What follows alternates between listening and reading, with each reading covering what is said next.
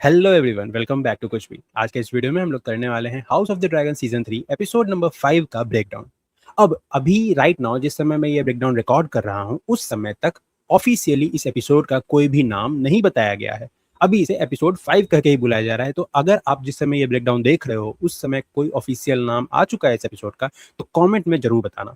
Also breakdown start करने से पहले मैं अपना रिव्यू दे दूं इस एपिसोड के ऊपर। तो मुझे ये एपिसोड ठीक सा लगा, ठीक है, मतलब they are setting up the war. मैं बैटल एक्सपेक्ट कर रहा था कि टम्बलटन का बैटल हो जाएगा इस एपिसोड में, बट इन्होंने उसे सेटअप करने में थोड़ा टाइम दिया, जो कि ठीक है, सेटअप वाज गुड। अब क्योंकि मैं बैटल एक्सपेक्ट कर रहा था और वो नहीं मिला, इसलिए थोड़ा सा डिसअपॉइंटमेंट था। लेकिन ये थोड़ा डिसअपॉइंटमेंट ये नहीं कर सकता कि एपिसोड खराब है। Episode is awesome, episode is good. In fact जो टेंशन बिल्ड किया गया है इस एपिसोड में वो फील होता है हमें। तो ये तो था मेरा थॉट। आपको ये एपिसोड कैसा लगा ये कमेंट में बता दो। आप क्या मुझसे एग्री करते हो या डिसएग्री करते हो, आप कुछ भी बता सकते हो कमेंट में। और वीडियो को लाइक और हाइप जरूर करना, इससे यूट्यूब को फीडबैक मिलता है कि आपको ये वीडियो अच्छा लग रहा है। चलिए अब ब्रेकडाउन स्टार्ट करते हैं। यहाँ पे एक चीज मैं पहले ही बता देना चाहूंगा, मैं ब्रेकडाउन के दौरान जो सीक्वेंसेज हैं, जो सीन्स हैं, जो इवेंट्स हैं, वो उस ऑर्डर में नहीं बताऊंगा जिस ऑर्डर में एपिसोड में हुआ, बल्कि मैं उस ऑर्डर में इस चीज को समझाऊंगा जिस ऑर्डर में सबसे इजी होगा अंडरस्टैंड या फिर एक्सप्लेन करने में। ठीक है, तो कमेंट में ये मत बोलना कि ये तो पहले हुआ था, ये बाद हुआ था। मैं बस इस ऑर्डर में इस चीज को एक्सप्लेन कर रहा हूँ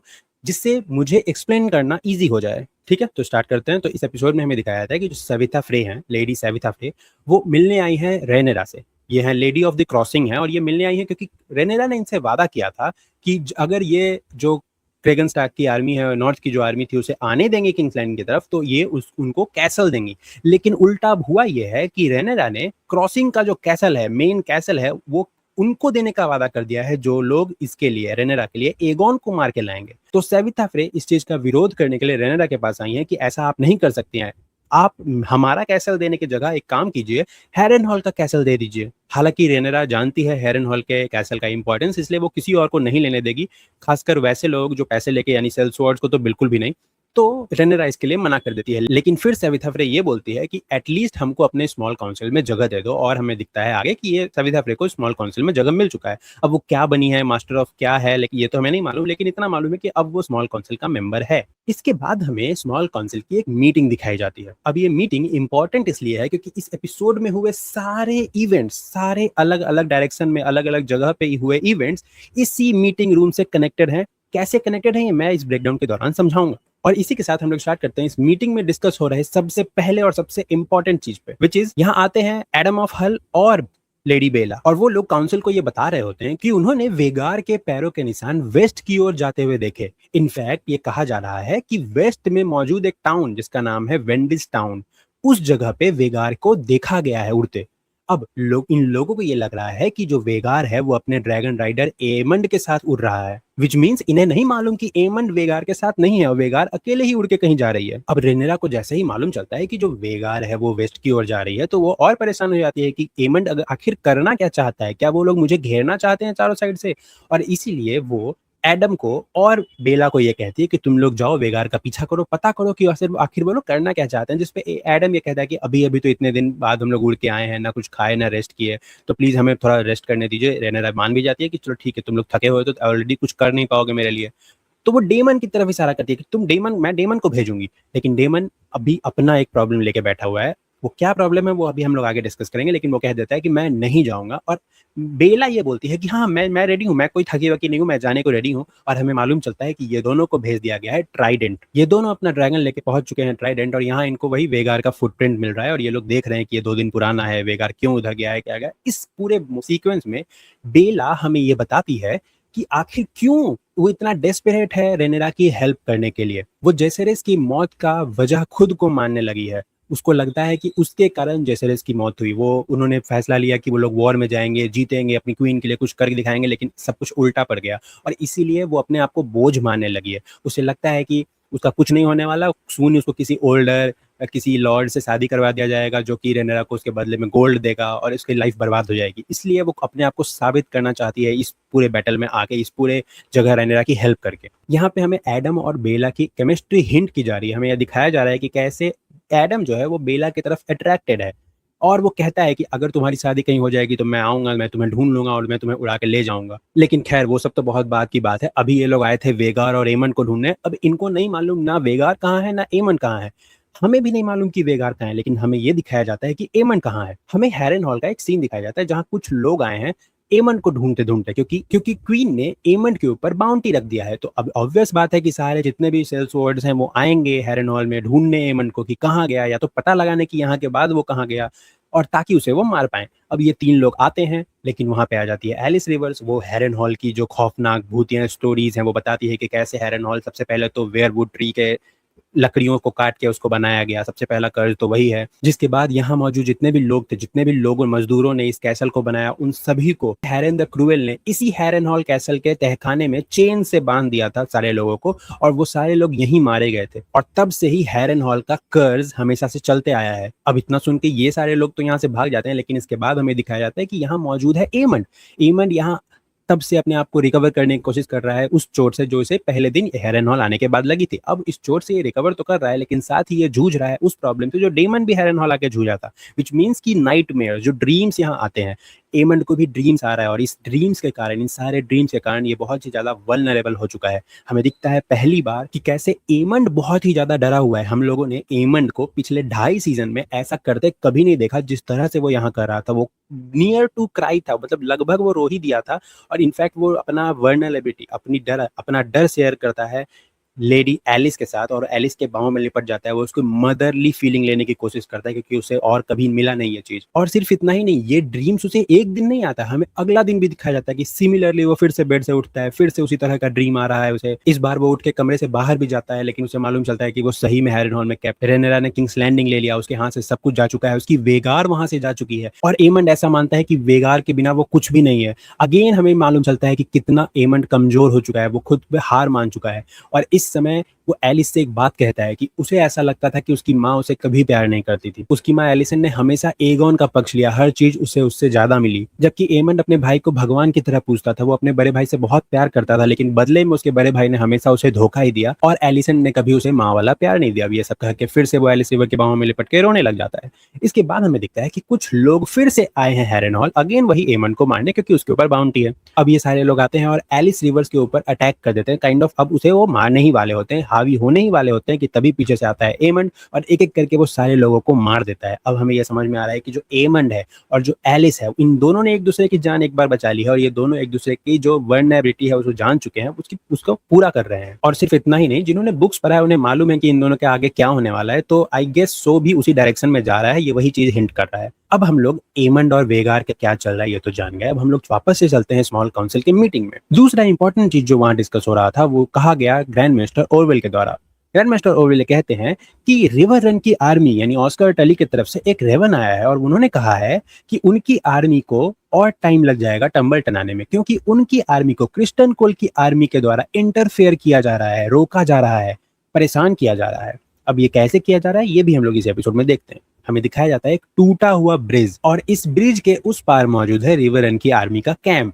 अब क्रिस्टन कोल की आर्मी क्या कर रही है, रिवर रन में मौजूद सारे रिवर्स के आर पार जो भी ब्रिजेस बनाए गए हैं जिससे आर्मीज क्रॉस होती हैं, उस ब्रिजेस को जला दिया जा रहा है, ताकि जो रिवर रन की आर्मी है वो लोग इस ब्रिजेस को क्रॉस ही ना कर पाए, वो लोग रिवर को क्रॉस ही ना कर पाए, और उनका रास्ता लंबा हो जाए।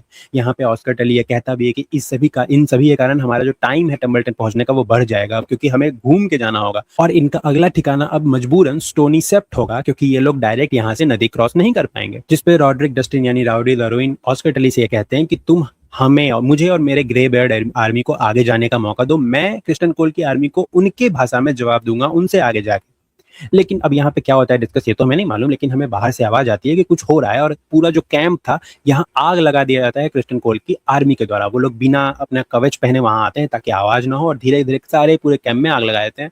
इस तरह से ये लोग उनके नंबर्स को कम कर रहे हैं और उनके टाइम ऑफ टम्बलटन पहुंचने को डिले कर रहे हैं। और अब जैसा कि क्रिस्टन कोल को मालूम चल चुका है कि रिवरन की आर्मी अब स्टोनी सेप्ट जाएगी, तो क्रिस्टन कोल क्या करते हैं कि वो लोग स्टोनी सेप्ट की तरफ मार्च करने लग जाते हैं अपनी आर्मी लेके। अब यहाँ पे हमें दिखाया जाता है कि जो क्रिस्टन कोल हैं अपनी पूरी आर्मी के साथ घोड़ों से मार्च कर रहे हैं स्टोनी सेप्ट की तरफ। यहाँ पे जो ग्वेन हाई टावर है वो क्रिस्टन कोल से ये कहते हैं कि जब सब कुछ खत्म हो जाएगा तो मैं तुम्हें हाई टावर लेके जाऊंगा, अपने शहर लेके जाऊंगा, और तुम्हें वहाँ का लाइफ दिखाऊंगा वगैरह वगैरह। ये सारी बातें हो ही रही थी कि अचानक से इनका जो घोड़ा है वो अनबैलेंस होता है, वो गिर जाता है। तभी हमें मालूम चलता है कि यहाँ रास्ते में स्पाइक्स बिछाए गए हैं ताकि कोई भी बड़ी आर्मी अपने घोड़ों के साथ या कार्स लेके वहां ना आ सके। अगर किसी को गुजरना है तो सिर्फ पैदल ही गुजर सके। इसके कारण जो सेना जो गुजर रही होगी वो ऑटोमेटिकली स्लो हो जाएगी, क्योंकि घोड़ों से गुजरने का स्पीड ऑब्वियसली फास्टर होता है। और ऐसा ही एक स्पाइक जो है क्रिस्टन कोल के घोड़े के पैरों में लग जाता है, और ये इन्हें मालूम चलता है कि शायद कोई इनके आगे निकल चुका है, शायद रिवरन की आर्मी या कुछ लोग इनके आगे निकल चुके हैं। ये शक तो होता है, लेकिन इन्हें यकीन नहीं होता कि ऐसा कैसे हो सकता है। अभी तो उन्होंने पीछे छोड़ा था। जो ग्वेन हाईटावर होते हैं वो कहता है कि यार हमें रुक जाना चाहिए, शायद अब हमारा समय खत्म हो चुका है, हम लोग ऐसे भी हार जाएंगे, उनका नंबर बहुत ज्यादा है, हम लोग कुछ नहीं कर सकते। लेकिन क्रिस्टन कोल अपने जिद पे है कि नहीं, हम लोग आगे जाएंगे, कुछ भी होगा हम लोग जाएंगे। और ये लोग अपना जो मार्च है वो कंटिन्यू रखते हैं पैदल। पूरी बारिश हो रहा होता है, इनके लोग मर रहे होते हैं, लेकिन क्रिस्टन कोल कहता है नहीं, हम लोग आगे जाएंगे और जाएंगे। और ये लोग जाते रहते हैं। जाते जाते ये लोग ऐसे नदी के पास पहुंचते हैं जहां इनको दिखता है कि जो ब्रिज है वो जला हुआ है, सेम उसी तरह जैसे ये लोग रिवर रन वालों का ब्रिज जला रहे थे। विच मीन्स कि अब ये लोग स्टोनी से नहीं पहुंच पाएंगे रिवर रन की आर्मी के पहले, और विच मीन्स कि रिवर रन की आर्मी ऑलरेडी स्टोनी से पहुंच गई। विच मीन्स कि उन्होंने उसी भाषा में जवाब दिया जिस तरह से ये लोग कर रहे थे। अब ये सब देख के जो क्रिस्टन कोल की आर्मी होती है पूरी तरह टूट जाती है, वो लोग पूरी तरह हिम्मत हार जाते हैं। इनफैक्ट ग्वेन हाईटावर आके क्रिस्टन कोल को समझाते हैं कि हम लोग हार चुके हैं, अब हम लोग को अपने अपने घर चले जाना चाहिए, अब छोड़ दो ये सब चीज।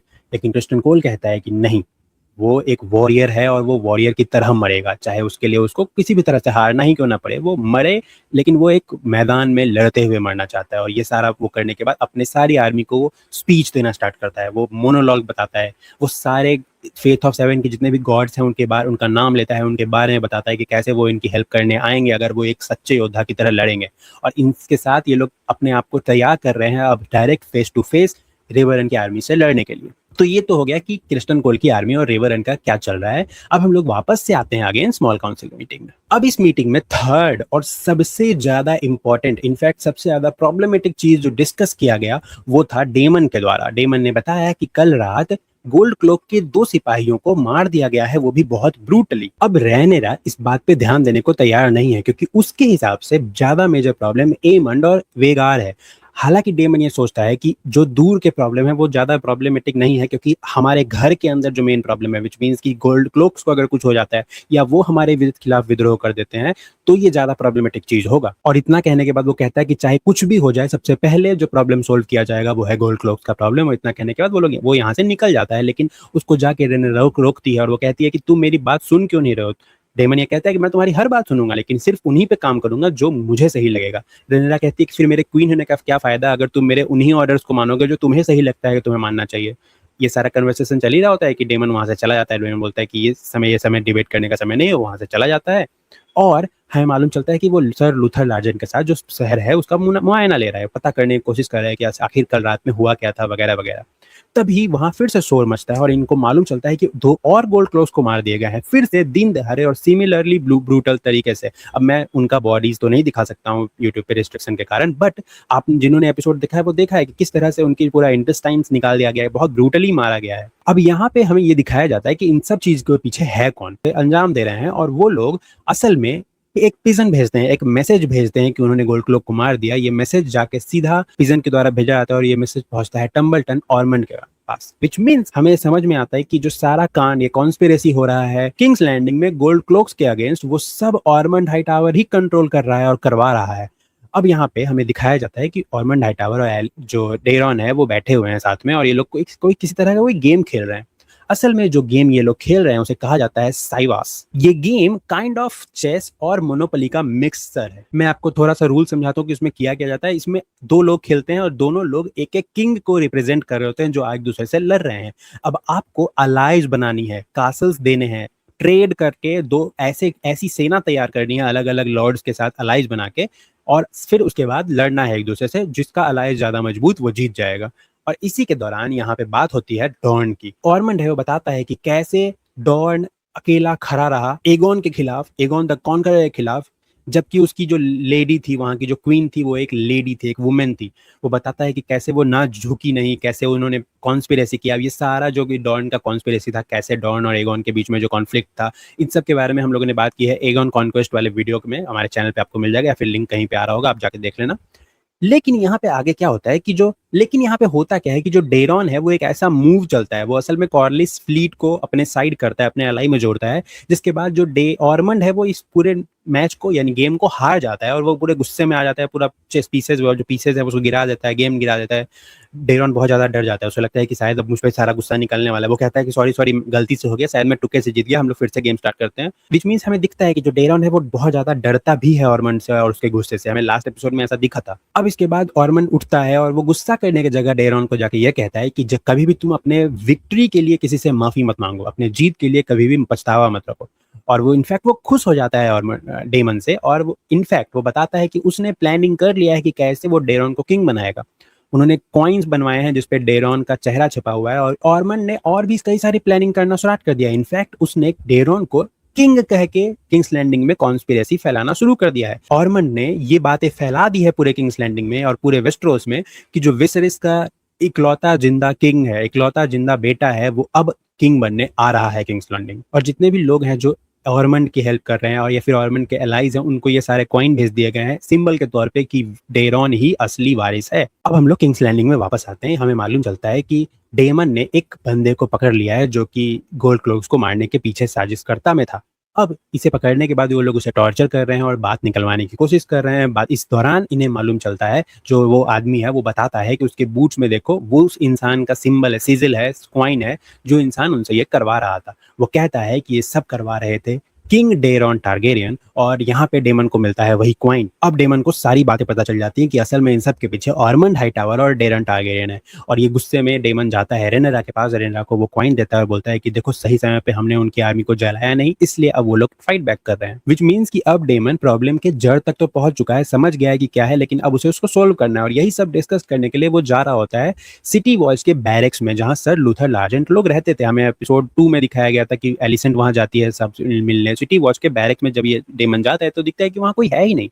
ये और उसके तहखाने की तरफ जाता है तो उसे पता चलता है कि जितने भी वहां पे गोल्ड क्लोक्स थे 8 लोग इंक्लूडिंग सर लूथर लार्जेंट को मार दिया गया है सिमिलर ब्रूटैलिटी करके, और पीछे लिखा गया है अ फीस्ट फॉर द ट्रेटर्स। अब गोल्ड क्लोक के कमांडर सर लूथर लार्जेंट को उन्हीं के बैरक्स में मार के डायरेक्ट डेमन को चैलेंज किया गया है, क्योंकि डेमन गोल्ड क्लोक्स के लिए बहुत ज्यादा वफादार था, बहुत ज्यादा उनको मानता था। अब जब उनके सामने उनके करीबी लोगों को, डेमन के करीबी लोगों को मार दिया गया, तो अब जरूर डेमन आग बबूला हो जाएगा और जो भी करेगा आगे के एपिसोड में वो हमें मालूम चलेगा। लेकिन यहाँ उसके लिए डायरेक्ट चैलेंज तो किया गया है। अब हम लोगों ने सारी चीजें डिस्कस कर ली जो स्मॉल काउंसिल के मीटिंग में डिस्कस किया गया था। अब 2 और इवेंट्स थे इस एपिसोड में जो कि इस मीटिंग के अलावा हो रही थी, बैकग्राउंड में पूरे एपिसोड में चल रहा था। सबसे पहला हमें बताया जाता है कि जो ग्रैंड मास्टर ओरवेल हैं वो जाते हैं एलिसेंट के पास मून पोशन लेके। असल में मून पोशन एक तरह का पोशन होता है जिसको पीने के बाद अगर कोई महिला प्रेग्नेंट है तो उसकी प्रेगनेंसी खत्म हो जाती है, कैंसिल हो जाती है, कैंसिल आउट हो जाती है। और एलिसन ने ये मून पोशन मंगवाया है हेलेना को पिलाने के लिए, क्योंकि वो नहीं चाहती कि ऐसे खराब माहौल में हेलेना का कोई भी बच्चा जन्म ले। क्योंकि अगर ये बच्चा जन्म ले लेता है और अगर ये बच्चा एक बेटा निकलता है तो ये रेनेरा के लिए एक चैलेंज होगा, और अगर ये रेनेरा इसको चैलेंज समझेगी तो वो जन्म लेते ही मार देगी, जिसके बाद ऑब्वियसली हेलेना को बुरा लगेगा, एलिसन को बुरा लगेगा। तो इससे पहले कि हमें बाद में बुराई से सहना पड़े, बाद में प्रॉब्लम सहना पड़े, हम लोग अभी जन्म लेने से पहले इस बच्चे को मार देते हैं। लेकिन हेलेना इसके लिए नहीं मानती। वो कहती है कि उसे कोई तो चाहिए जिसपे उसका कंट्रोल हो। वो अपने बच्चे को इस दुनिया में लाना चाहती है क्योंकि वो उसका बच्चा है। और इतना कहने के बाद हेलेना उस मून पोशन को पीने से मना कर देती है। लेकिन कुछ समय बाद यहाँ आती कमरे में आती है मिसैरिया, क्योंकि उसे मालूम चल गया है कि ग्रैंड मास्टर ओरवेल कुछ तो लेके आए थे इनके पास। अब ना चाहते हुए भी एलिसेंट को बताना पड़ता है कि असल में वो ये दवाई लेके आए थे। पहले तो एलिसेंट बात टालने की कोशिश करती है कि ये दवाई है क्योंकि हेलेना बीमार है। कहीं ना कहीं अब मिसैरिया को पता लग जाता है, वो सूंघ के पता कर लेती है कि ये तो मून पोशन है। तो एलिसेंट वो सारा इल्जाम अपने ऊपर ले लेती है और कहती है कि असल में ये मेरे लिए है क्योंकि मैंने अपने लवर के साथ कुछ किया था जिसके बाद अब मुझे इसकी जरूरत पड़ जाती है। तो काइंड ऑफ इस तरह से जो एलिसेंट है उसने हेलेना को तो बचा लिया और मिसैरिया के मन से जो वहम था वो दूर कर दिया, जो शक था वो दूर कर दिया। और इसके बाद हमें दिखाया जाता है कि जो एलिसेंट है वो प्लान कर रही है कि क्या करें, अब कैसे यहाँ से बचे। अगर हेलेना ने मून पोशन लेने से मना कर दिया है, अब क्या किया जाए। तो उसके मन में एक आइडिया आता है। वो जाती है हेलेना के पास और बताती है कि अब देखो हम लोग यहाँ से भागने वाले हैं। मैंने अपना पेंडेंट बेच के एक नौकरानी को खरीद लिया, एक मेड को खरीद लिया है, वो हमारी हेल्प करेगी। हम लोग बेला के रूम में जाएंगे जो कि पहले एमंड का रूम हुआ करता था। उस रूम में एक रास्ता है, सीक्रेट रास्ता है जो कि हमें किंग्स लैंडिंग यानी रेड कीप से बाहर लेके चला जाएगा और हम लोग वहाँ से भाग जाएंगे। लेकिन अब हेलेना ये कहती है कि क्या मेरी बेटी जहरिया भी आएगी हमारे साथ? तो एलिसेंट कहती है नहीं। पहला रीजन कि वो एक छोटी बच्ची है और जब हम लोग भाग रहे होंगे तो क्या पता वो रोने लग जाए और हमारा पता चल जाए। दूसरी इंपॉर्टेंट बात कि वो बेचारी बच्ची कहाँ जाएगी हमारे साथ, भटकेगी कहाँ? क्या होगा हमारे साथ रास्ते में हमें नहीं मालूम, लेकिन वो बच्ची यहाँ सेफ है, यहाँ उसको यहाँ देखभाल करने वाले लोग हैं, तो उसको यहीं छोड़ देते हैं। हालाँकि हेलेना इससे विरोध करती है, लेकिन उसके पास कोई ऑप्शन नहीं है, तो वो भी भागने को रेडी हो जाती है। रात में ये लोग दोनों तैयार हो जाते हैं प्रॉपर मेड वाले कॉस्ट्यूम में। वो मेड इन्हें लेके भाग ही रही होती है कि तभी वहाँ आ जाती है मिस एरिया। मिस एरिया को सब कुछ मालूम था। मिस एरिया ऑब्वियसली वो लेडी ऑफ विस्परर है, तो उसको सब मालूम होगा ही। मिस एरिया आके उसे रोकने की कोशिश करती है, लेकिन फिर एलिसेंट मिस एरिया को ये बात बताती है कि प्लीज़ ये सब रेनेरा को मत बताओ। वो कहती है कि डेमन और रेनेरा असल में दोनों एक जैसे ही हैं, एक कॉइन के ही दो पहलू हैं। एलिसेंट ऐसा कहती है कि तुम्हें ऐसा लगता है मिस एरिया कि रेनेरा तुम्हारे साथ है, असल में उसकी ज़रूरत हट जाएगा तो वो तुम्हें भी पीछे छोड़ देगी। इनफैक्ट एलिसेंट यहाँ पे बहुत अच्छी बात कहती है कि रेनेरा के पास तुम्हें देने के लिए अब कुछ नहीं है। तुम अगर बता दोगी कि मैं भाग रही थी या फिर मैं ऐसा भागने की कोशिश कर रही थी, तो तुम्हें कुछ और एक्स्ट्रा नहीं मिलने वाला। उसके पास कुछ है ही नहीं अब तुम्हें देने को। लेकिन अगर तुम नहीं बताती हो तो तुम्हें हाई टावर्स के साथ अलायंस मिलेगा, व्हिच मीन्स कि तुम्हें फेवर मिलेगा हाई टावर के तरफ से। और अगर समय बदलता है आगे जाके तो तुम्हें फेवर किया जाएगा, ऐसा वो कहती है। जिसके बाद हमें दिखाया जाता है कि मिसारिया वहां से चली गई बिना कुछ कहे कि वो हेल्प करने वाली है या नहीं करने वाली है, लेकिन वहां से वो चली गई और ये लोग किसी कमरे में पहुंच गए हैं। कमरे में सो रहे हैं। अब ये किसका कमरा है ये एक्सप्लेन नहीं किया गया। मैं भी थोड़ा कंफ्यूज हूँ कि क्या ये लोग बेला के कमरे में पहुंच गए या फिर ये लोग अपने ही कमरे में है, जहाँ हेलेना को मिलता है एक और सीक्रेट दरवाजा जिसके थ्रू ये लोग खोलते हैं और उसमें जाते हैं। जब ये एलिसेंट और हेलेना उस दरवाजे में जाते हैं, उस तहखाने के रास्ते से, तो इनको पता चलता है कि असल में वो तहखाना ब्लॉक्ड है, विच मीन्स बंद है और आगे जाने का कोई रास्ता नहीं है और ये लोग ट्रैप हो चुके हैं और यहीं पे इनका सीक्वेंस खत्म हो जाता है। इसके बाद अब इस एपिसोड में एक और बहुत इंपॉर्टेंट स्टोरी था, आखिरी स्टोरी, जो कि थ्रू आउट द एपिसोड चल रहा था। That was Aegon and Larys Clubfoot. हमें दिखाया जाता है कि एगोन और लैरिस क्लफूड अपना रूक रेस्ट में एक्सप्लोर कर रहे हैं, इधर उधर घूम रहे हैं। जो लैरिस है वो बार बार बता रहा है कि हमें यहाँ से भागना होगा, क्योंकि ना आपके पास ड्रैगन है, ना आप लड़ सकते हो, आप जल गए हो। वेस्ट पूरे किंग्स लैंडिंग के लिए आपको मरा हुआ डिक्लेयर कर दिया गया है। आपका जो तख्त था वो क्रेनेरा ने ले लिया है, विच मीन्स आपके पास कुछ नहीं हो। इस बात से बहुत ज्यादा एगोन गुस्सा हो जाता है। वो बताता है कि मुझे बार बार वो सारी चीजें मत बताओ जो मैं नहीं कर सकता हूँ। और ये लोग अपना उस जगह को एक्सप्लोर करना रेडी रखते हैं। आगे ये लोग दिखाते हैं, इनका कॉन्वर्सेशन होता है जहाँ एगोन ये कहता है कि कभी उसे फेवर नहीं किया गया उसकी माँ और बाप की तरफ से। वो कहता है कि हम कभी भी कोई फाइट करने नहीं दिया गया, इसलिए मैं कोई स्किल नहीं सीख पाया। मुझे कभी भी कहीं घूमने नहीं दिया गया, कुछ करने नहीं दिया गया।